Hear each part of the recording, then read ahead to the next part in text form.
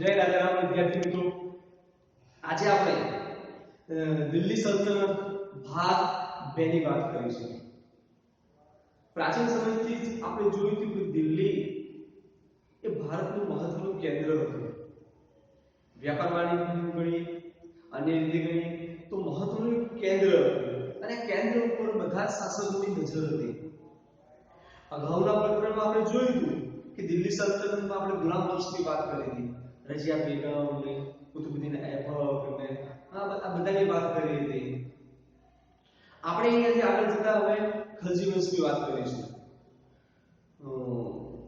ગુલામ વંશ પછી ખલજી વંશના જે શાસનની જે શરૂઆત થઈ, દિલ્હી સલ્તનતની સ્થાપના થઈ, દિલ્હી સલ્તનત ઉપર ખલજી વંશની જે સ્થાપના થઈ એની આપણે વાત કરીએ તો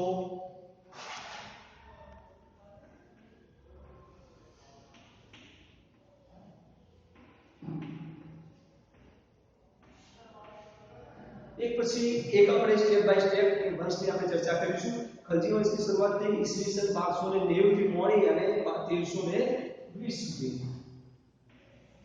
ઈસવીસન 1290 થી 1320. ઈસવીસન 1290 થી ઈસવીસન 1320 સુધી ખલજી વંશના શાસનની શરૂઆત કરવાની વાત કરીએ આપણે તો જલાલુદ્દીન ખલજી ના સમયમાં ખલજી વંશની સુધીની શાસનની શરૂઆત થઈ. એના શાસક કોણ હતો? એનું નામ શું હતું? જલાલુદ્દીન ખલજી.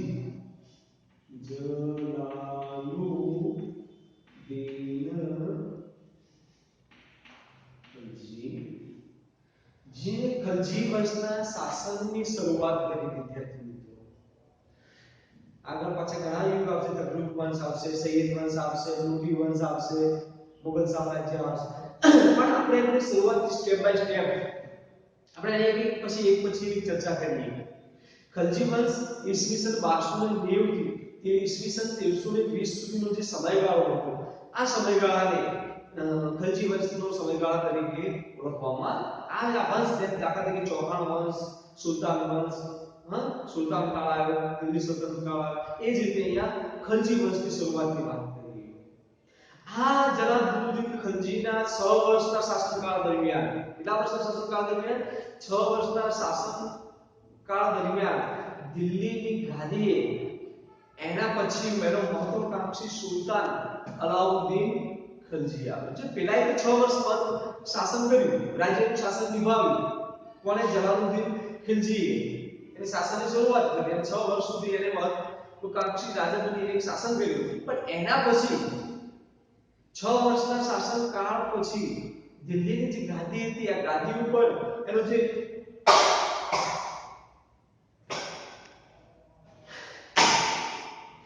મહત્વાકાંક્ષી જે સુલતાન હતો, દિલ્હીની ગાદીએ એનો મહત્વાકાંક્ષી સુલતાન એટલે કે અલાઉદ્દીન ખલજી એ દિલ્હીની ગાદી ઉપર આવ્યો. જોજો, આ જલાલુદ્દીન ખલજીના 6 વર્ષના શાસન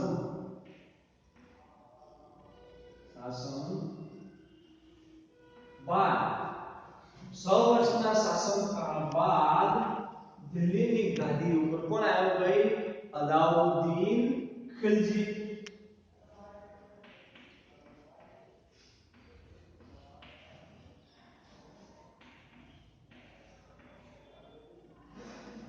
જો પેલા 6 વર્ષ સુધી મહત્વાકાંક્ષી રાજા બનીને જે શાસન કર્યું, એને શાસન નિભાવ્યું, એ શાસનની દૂર એના બાદ એને ગયા બાદ કોણ આવ્યું ભાઈ? દિલ્હીની ગાદીએ મહત્વાકાંક્ષી સુલતાન. મહત્વાકાંક્ષી એટલે ઈચ્છાઓ રાખવા. ત્યારે ઉત્તર ભારત, ગુજરાત, દક્ષિણ ભારત અને અન્ય વિસ્તારોમાં વિજયો પ્રાપ્ત કરી અને સામ્રાજ્યનો એને શું કર્યું મિત્રો? વિસ્તાર કર્યો. જો ઘણા રાજાઓ પોતાનું સામ્રાજ્ય વધારી શકતા નથી, કારણ કે બીજા રાજાઓની તુલનામાં એની જે તાકાત હોય છે એ સામાન્ય હોય છે, માટે બીજાની સાથે લડી શકતા નથી, એનું સામ્રાજ્ય વધારે. પણ જલાલુદ્દીન ખલજીના બાદ એના શાસન બાદ 6 વર્ષના શાસનકાળ બાદ દિલ્હીની ગાદી ઉપર કોણ આવ્યો? અલાઉદ્દીન ખલજી આવ્યો અને એણે ઉત્તર ભારત, દક્ષિણ ભારત અને ગુજરાતના કેટલાક રાજ્યો તેને ઉત્તર ભારત,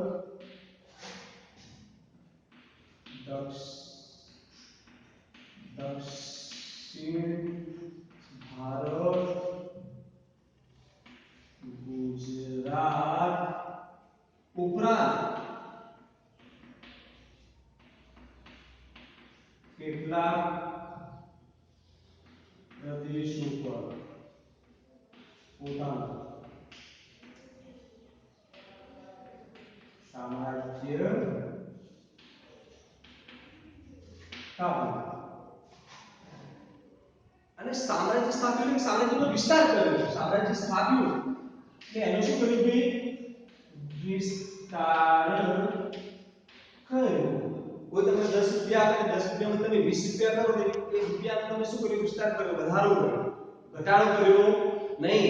એમ આ જલાલુદ્દીન ખલજીનું જે શાસન હતું એ શાસનના અંદર અલાઉદ્દીન ખલજીએ એના સામ્રાજ્યનો શું કર્યો?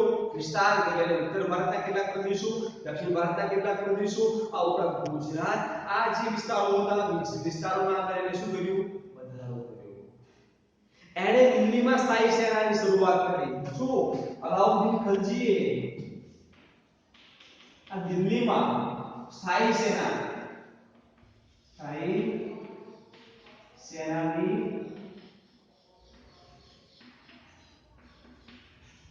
શરૂઆત કરી. અને દિલ્હીમાં સ્થાયી સેનાની શરૂઆત કરી.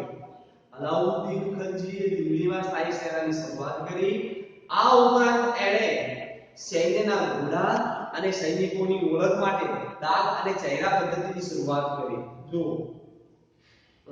સૈનિકો અને ઘોડાઓની જે ઓળખ થાય એ ઓળખ માટે એને દાગ અને ચહેરા પદ્ધતિની શું કરી ભાઈ? શરૂઆત કરી. હવે આ તમને લાગે કે ઓળખ શા માટે જરૂરી છે? દાખલા તરીકે તમને કોઈ કહેવામાં આવે કે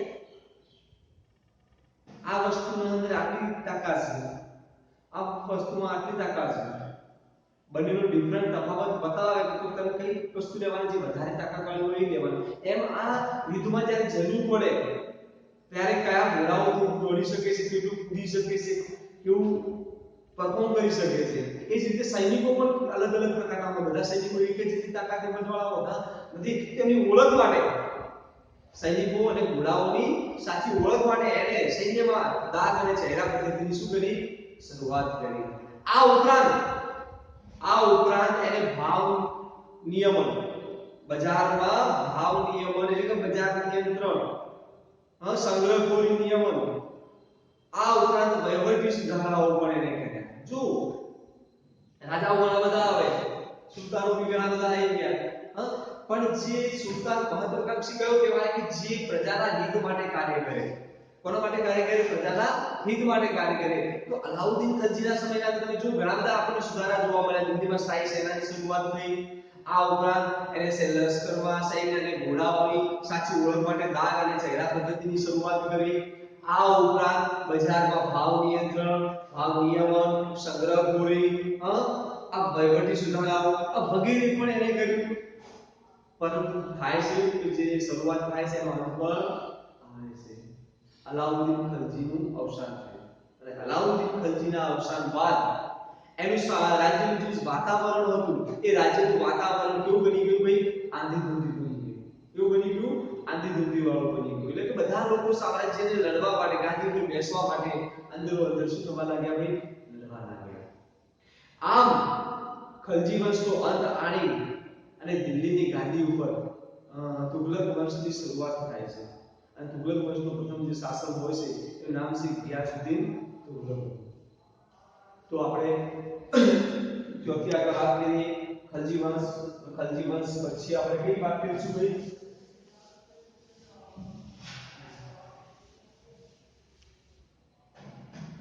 ખલજી વંશ પછી આવે છે તુગલક વંશ.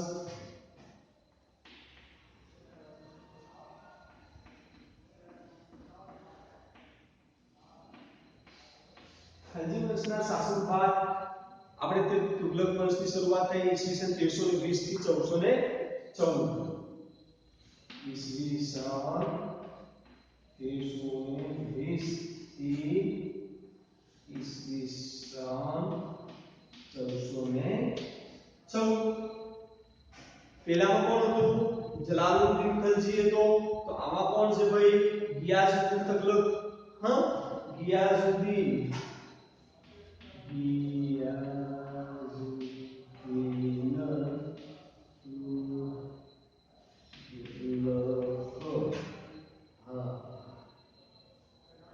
આમાં કોણ હતું જલાલુદ્દીન ખલજી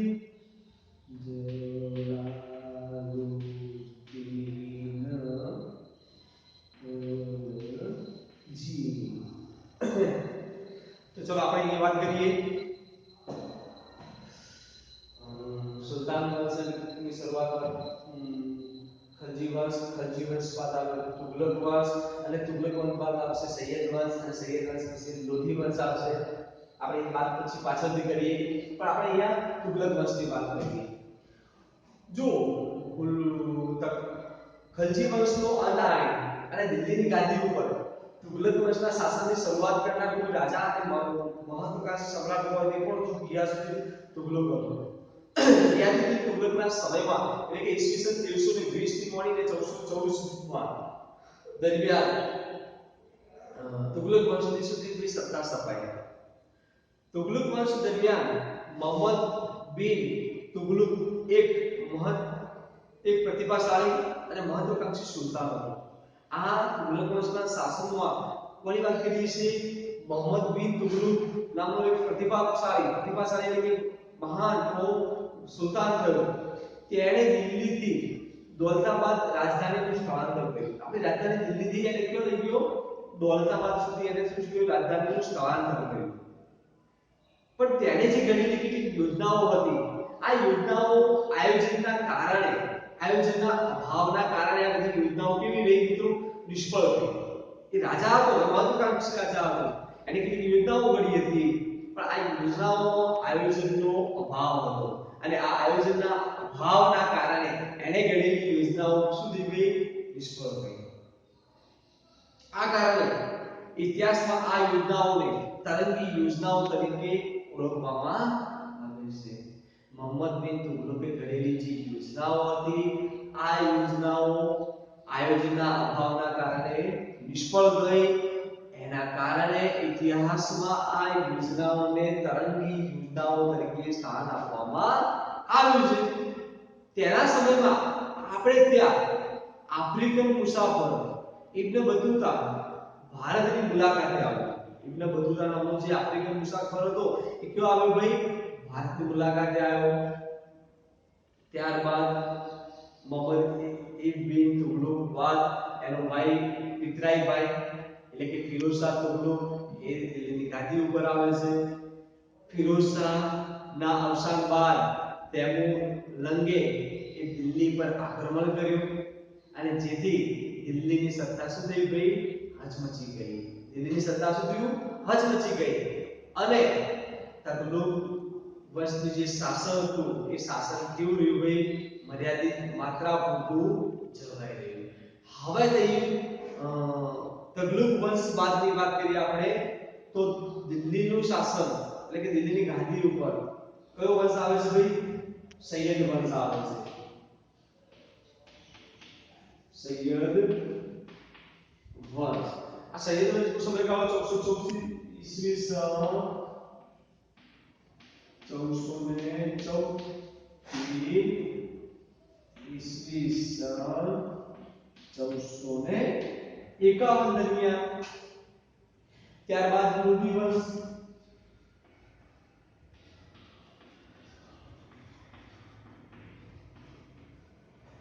લોધી વંશ 1451 થી 1526 ઈસવી સન 1451 થી ઈસવી સન 1526 ચલો વિદ્યાર્થી મિત્રો આ જરાક નોંધ કરી લો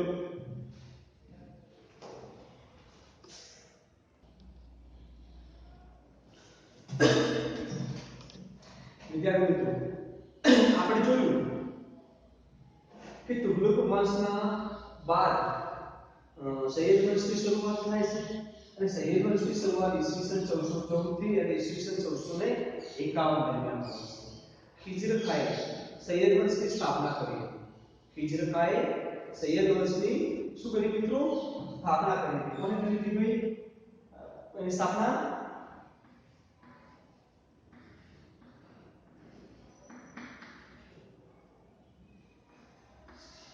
ખિજર ખાએ ખાલિદ ખાએ એને શું કર્યું ભાઈ સૈયદ વંશની સ્થાપના કરી. અને સૈયદ વંશ બાદ તરત જ દિલ્હીની ગાદી ઉપર એટલે કે બહલોલ સૈયદ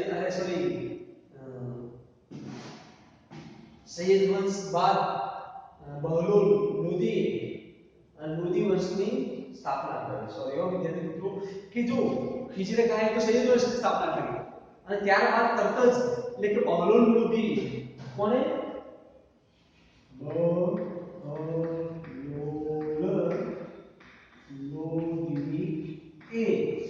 ખિજર ખાન બાદ તરત જ એટલે કે 1451 માં 1414 થી 1451 સુધી સૈયદ વંશનું શાસન થયું.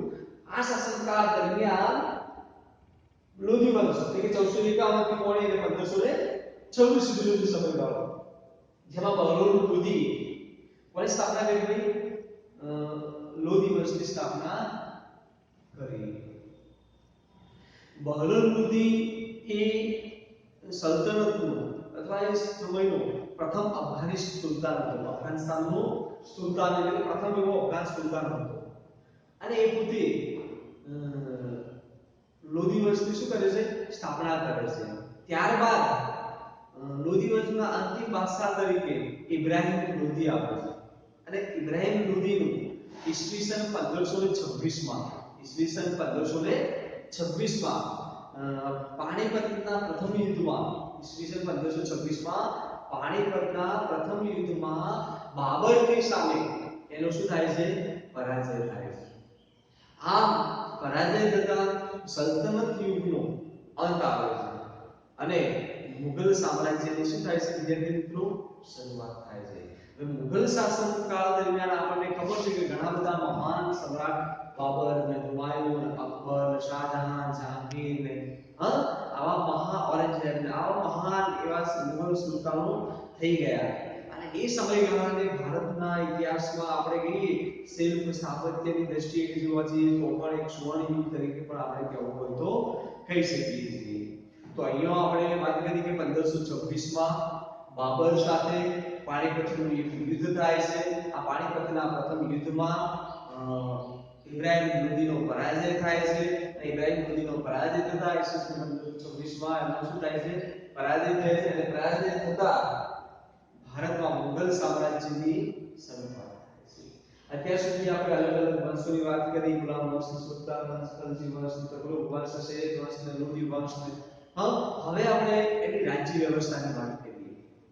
ઈસવીસન 13મી સદીમાં સ્થપાયેલી આ દિલ્હી સલ્તનત, આ 13મી સદીના અંદર સ્થપાયેલું દિલ્હી સલ્તનત ભારતમાં રાજ્ય શાસન પદ્ધતિની દ્રષ્ટિએ વિશિષ્ટ હતું. જો ભારતમાં રાજ્યની શાસન પદ્ધતિની દ્રષ્ટિએ કેવું હતું વિશિષ્ટ પ્રકારનું હતું. એમની જે શાસન કરવાની જે પદ્ધતિ હતી એ અનોખી હતી. આ શાસન પદ્ધતિમાં આ રાજ્ય વ્યવસ્થાની વાત કરીએ છીએ આપણે 13મી સદીમાં સ્થપાયેલ દિલ્હી સલ્તનત કાળની વાત કરીએ છીએ. આ સલ્તનત કાળ એ શાસન પદ્ધતિની દ્રષ્ટિએ વિશિષ્ટ હતું અને એમાં કેન્દ્રમાં કોણ હતો સુલતાન હતો. જો આપણે વાત કરીએ વિદ્યાર્થી મિત્રો અહીંયા ગાંધી અને અહીંયાથી આપણે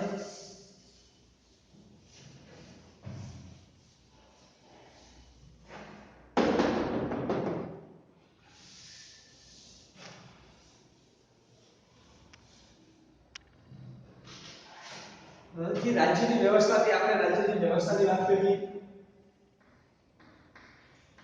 રાજ્ય વ્યવસ્થા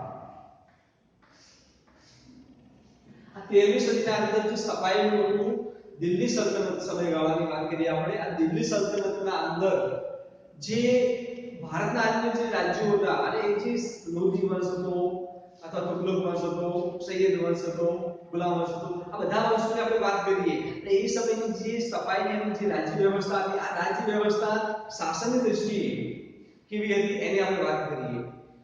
એમાં 13મી સદીમાં જે સફાઈની જે શાસન વ્યવસ્થા હતી એમાં સુલતાન સર્વોપરી હતો. એમાં સુલતાન કેવો હતો? સર્વોપરી, કેન્દ્ર સ્થાને હતો. એમાં સુલતાનને મહત્વ આપવામાં આવતું. સુલતાનના જે બધા નિર્ણયો હોય એ નિર્ણયો બધા લોકોએ માન્ય રાખવા પડતા. માટે કેન્દ્ર સ્થાને કોણ હતું? આ રાજ્ય વ્યવસ્થામાં કેન્દ્ર સ્થાને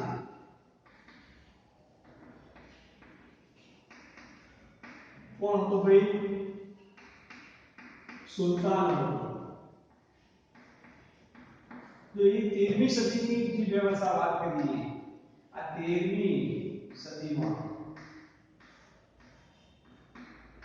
સ્થપાય, 13મી સદીમાં સ્થપાય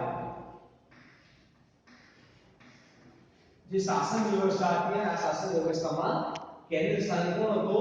સુલતાન હતો. સુલતાનની સત્તાને સર્વોપરી ગણવામાં આવતી. જો આ સુલતાન ની સત્તાને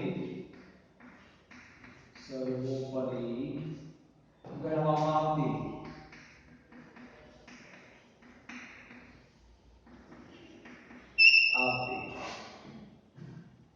આગળ વાત કરીએ, જે સર્વોચ્ચ સેનાપતિ, સર્વોચ્ચ વડો અને ન્યાયાધીશ પણ હતો. જે એટલે કે સુલતાન કે પોતે સર્વોચ્ચ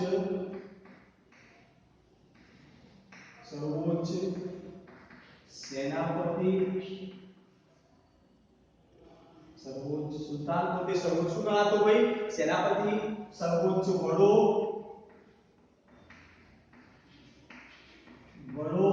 કે ન્યાયાધીશ પણ ગણવામાં આવતો.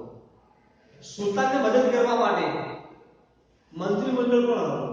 જેમ આપણે રાજા હોય, રાજાને મદદ કરવા માટે બીજા લોકો હોય, એમ એને મદદ કરવા માટે મંત્રીમંડળ પણ હતું. અને મંત્રીમંડળમાં મંત્રીઓ અને અધિકારીઓની નિમણૂક એ પોતે કરતો. જો સુલતાન પોતે એના જે મંત્રીમંડળના સભ્યો હોય, એના જે અધિકારીઓ હોય, આ બધાની નિમણૂક એટલે કે એમને કોને રાખવા કોને ન રાખવા એ બધું કામ કોણ કરતો? પોતે કરતો. સલ્તનત શાસન વ્યવસ્થાને 3 ભાગોમાં વહેંચવામાં આવી. આ સલ્તનત સમયની જે શાસન વ્યવસ્થા હતી, આ શાસન વ્યવસ્થાને 3 ભાગોમાં વહેંચવામાં આવી હતી. એક પ્રાંતીય, કેન્દ્રીય, પ્રાંતીય અને સ્થાનિક. કેન્દ્રીય સ્થાનિક મહત્વનું જે સ્થળ દિલ્હી ગણો, પ્રાંત એટલે કે વિવિધ અલગ અલગ વિસ્તારો ગણો, અને સ્થાનિક એટલે સ્થાનિક કક્ષાની વાત કરીએ. તો આમ 3 ભાગના અંદર દિલ્હી સમયની જે રાજ્ય વ્યવસ્થા હતી, આ રાજ્ય વ્યવસ્થાને 3 સ્થાને વહેંચવામાં આવી હતી. એક કેન્દ્રીય, 2 પ્રાંતીય અને 3 સ્થાનિક.